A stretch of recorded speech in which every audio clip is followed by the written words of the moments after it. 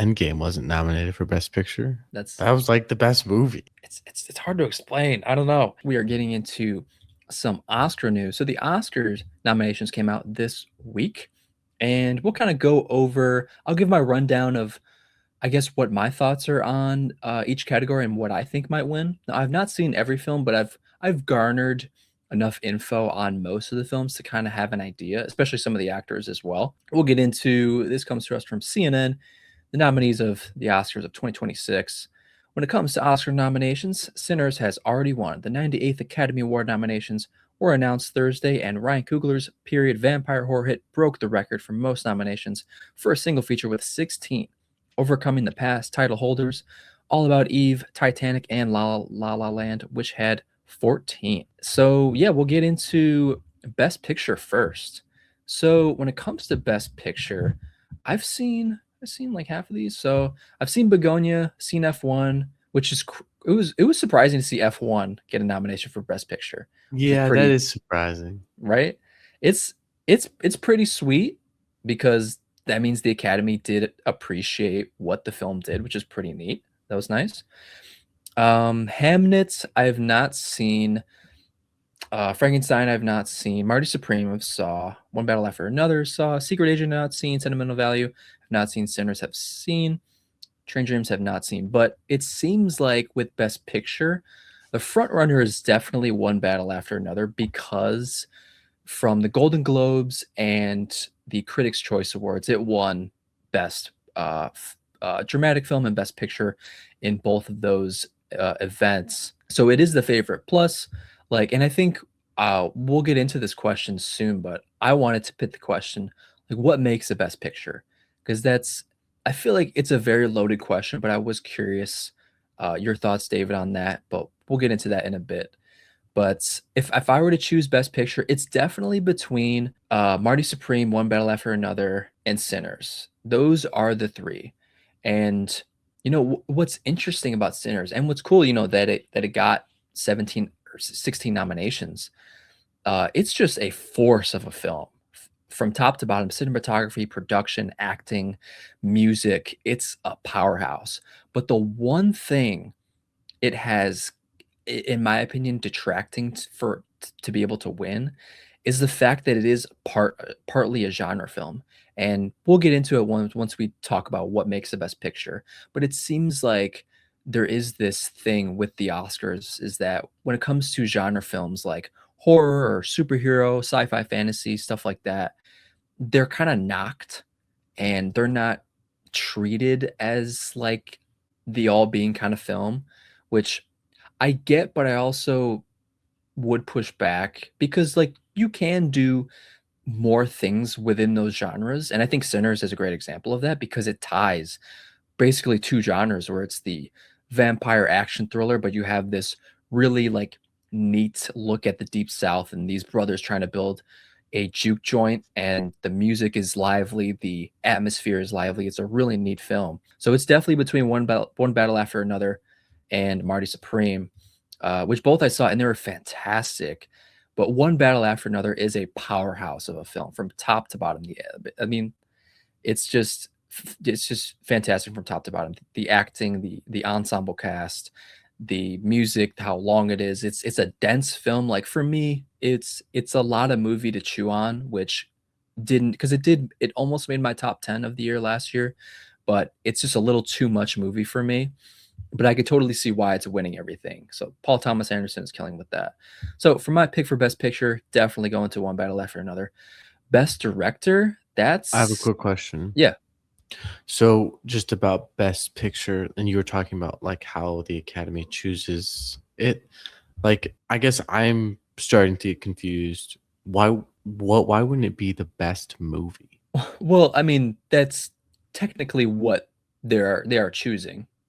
Like, Mhm. what is the best movie of 2025? Okay, but you say they like knock like genre films because like I didn't see Yeah. Avatar on there. Yeah.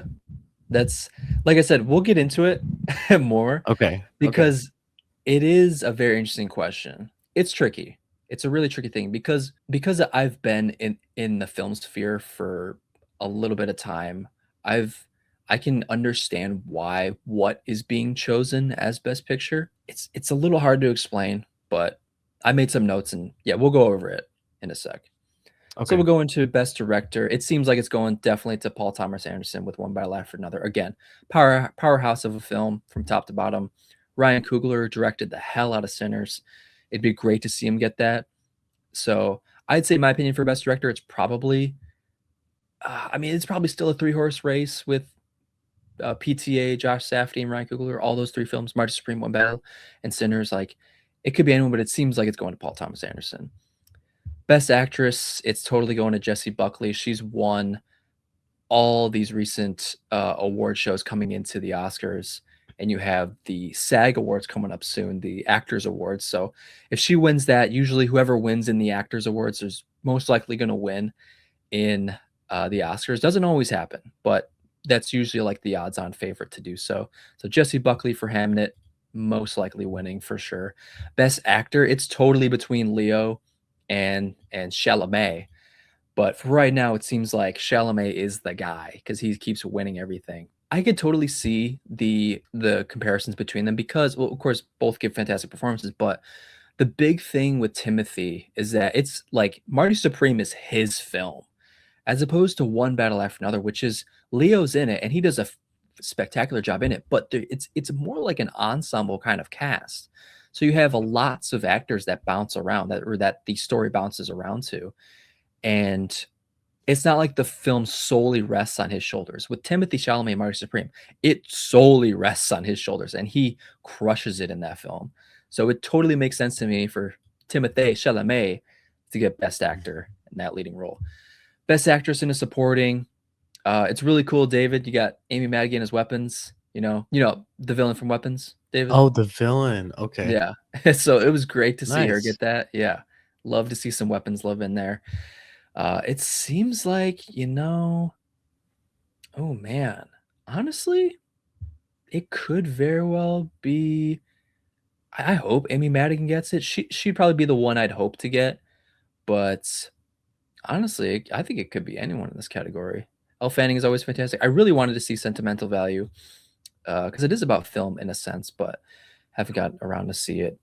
But if I were to guess, it's probably between uh, probably Wunmi Musaku and Tiana Taylor, but I really would love to see Amy Madigan get that. That'd be fun.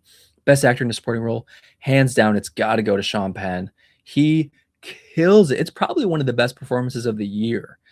Sean Penn in One Battle After Another. It is so funny, but he is just, oh my god, he delivers such a such a pivotal performance. It's great. So I would love to see Sean Penn to win that. And then we get into all these other nominees, and we can go into. But yeah, David. So the big question was, what makes something a best picture? And that's a great question because I still don't know if I know the answer to that. Because yeah, it's a tricky one. Like, so I think what makes best picture is every level of filmmaking, not only at its highest level, when you talk about cinematography, music, editing, acting, production design, all of that, not only does it have to be at a high level, but that also has to work in tandem with everything. So I guess for me, what makes something a best picture is the harmony of all those. And when I think of what seems like the odds-on favorite to win with One Battle After Another, yeah, yeah, from top to bottom, that film deserves Best Picture. But then I also think to Sinners, and Sinners, like David, you were saying, like, well, like the genre about it, like what knocks genre films, and I it's guess I tricky. don't understand. Isn't one battle after another in a genre? Yes and no. Like when I say genre, I mainly mean, is it like a, I don't know what I describe it as, but if it's like a hard genre, I would just say films of the ilk of sci-fi, fantasy, of the superhero, which is that, of horror films. It's like films that are so it's I guess, would you say like a niche genre? But I wouldn't call those niche. Maybe like subgenres, because you usually with every sort of film, there's a big genre, whether it's a genre or whether it's a drama or an action or a thriller. Yeah, like I said, I don't know if I've fully understood it, but it seems like films like, I mean, yeah, like I'm assuming you expected Avatar to get a nomination for Best Picture. I think so, Yeah. Well, I right? mean, they got nomination for VFX, which they're totally gonna win. Well, I mean, the thing is with Avatar, the story isn't that crazy, and in a way, it is kind of a repeat in spots of the previous films. Regardless, I still loved it, but it's not doing anything too crazy in terms of story. Because at the end of the day, the story is what matters, and stories like One Battle After Another, stories like Sinners, stories like Marty Supreme, in my opinion, are better than Avatar. But Yeah. visually, oh my god, Avatar is, yeah, I it's the guess you one. I guess you can say that, but like when I think back to 2019, Endgame wasn't nominated for Best Picture. That's That was like the best movie. well Like to you, and I mean that's what's so tricky about this. Is like there's subjectivity within it. I get it why it's hard to explain. I don't know. So like with something like Endgame, again, like I think it comes back to story. The story isn't it tugs on nostalgia. It's a fun adventure. It's the culmination of 10 plus years, but it's just not that Oscar ilk. I don't know. If you mm, kind of get what I'm saying. I mean, I think so. I think I understand to some extent. Yeah. Still a little confused, but Well, I guess what I would say is the story has to be some sort of, well, maybe it doesn't have to be complex because there are some, because there has been some debate whether the films chosen for the Oscars are like the safest films, meaning like a film that isn't super spectacular, but also isn't like crap. Because there has been, I know some people have been talking about some past winners, and it hasn't been like the most craziest film in terms of the experience of it, or I don't know.